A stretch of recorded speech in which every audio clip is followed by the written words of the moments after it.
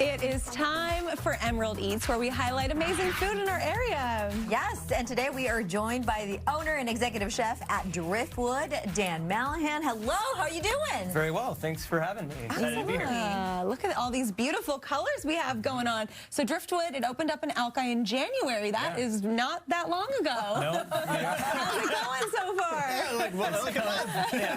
It's going really well. Yeah, January 5th was our opening day, and we've had some general bumps in the road as far as an exploded stove and the power went out on the first Friday night. And, just the classic thing. The universe had to make sure you really wanted to do this. Exactly. But everything on the service side and the food and the actual execution of dinner service has been going really well. People have been very receptive, and it's been fantastic. The local community has been very supportive. So beautiful. We're definitely blessed on that side for sure. Speaking of food, we are doing two beautiful dishes today.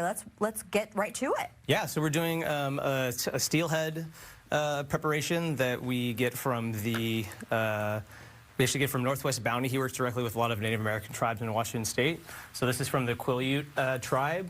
It's from the Quileute River. This is a little beet puree that we make with a little salt dough. So we take salted dough and encrust the beets and then cook them until we kind of like roast them until the outside dough is set, and then we continue to cook them for an additional 6 hours until it's really, really concentrated in flavor. The beet kind of cooks in its own juices. It doesn't release any of the moisture, and then you're left with this like perfectly seasoned beet. Then we puree with olive oil, and that goes down the plate to start. And then we have this awesome little quenelle of smoked steelhead rillette. So rillette is just the actual steelhead belly. So we take the fish and we keep the loin for the seared piece, and then we take the belly and add a little bit of Greek yogurt, a little bit of goat cheese actually, which is not typical. It's seasoned with like fennel and coriander and black pepper. And we smoke it with green cedar boughs. By the way, this looks like it takes practice. Yeah, doesn't it? You want to try it? It's beautiful. I'll give you another spoon, Brian. Brian give it a go. He should try. You got it. What I can already tell is that the presentation I'll is get you started. Okay, all right. There you go. Presentation is beautiful already. Yes. And then this last component. So this is like all the parts of the fish on one plate. So we have the loin that we sear.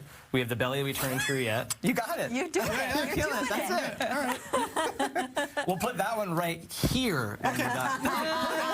For the next plate. Okay. And then this is actually steelhead roe that we've cured in salt and then with gin. So this is fresh steelhead roe from the same fish. And we put that right on top of the rillette. And then we just do a little olive oil, drizzle on top of that, and a little fresh black pepper.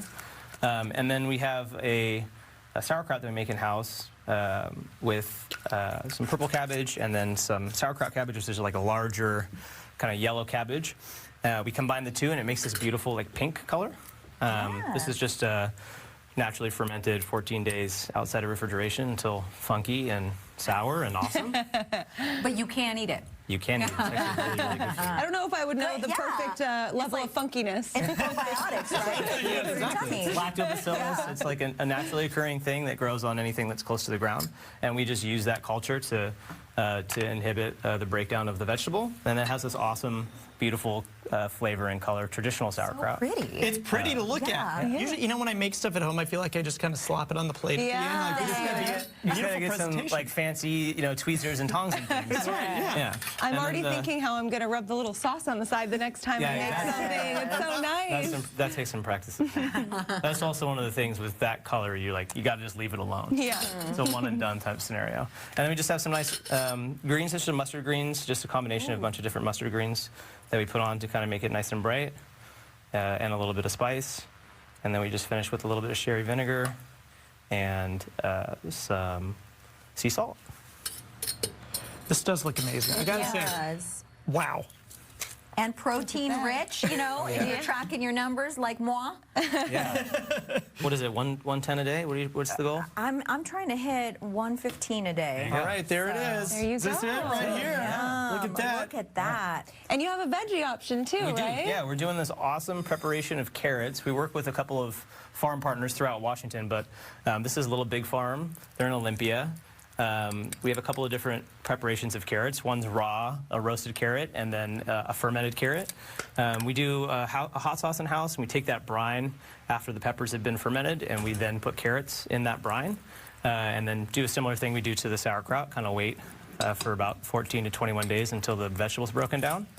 And it has this like awesome texture.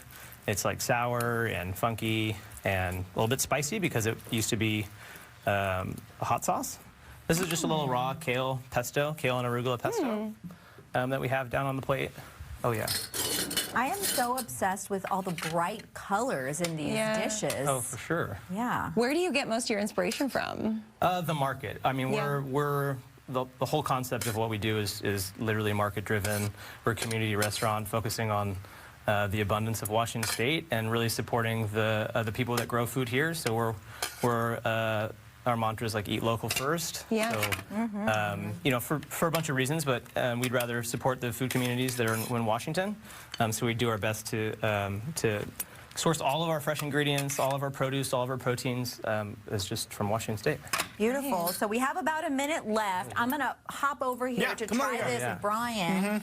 And Carly, you'll have to tell us what you think of the veggie option. So are those thinly sliced carrots Yeah, too? these are raw. This. Yeah, and we just put them in a little ice water just to shock them and get them to curl a little bit. Although this guy's not behaving. Let's Obviously. It's really good. Definitely wouldn't be able to make something this pretty myself. Oh yeah, so you can. You this definitely is can. And then this is the fermented ones that are just have this awesome spice.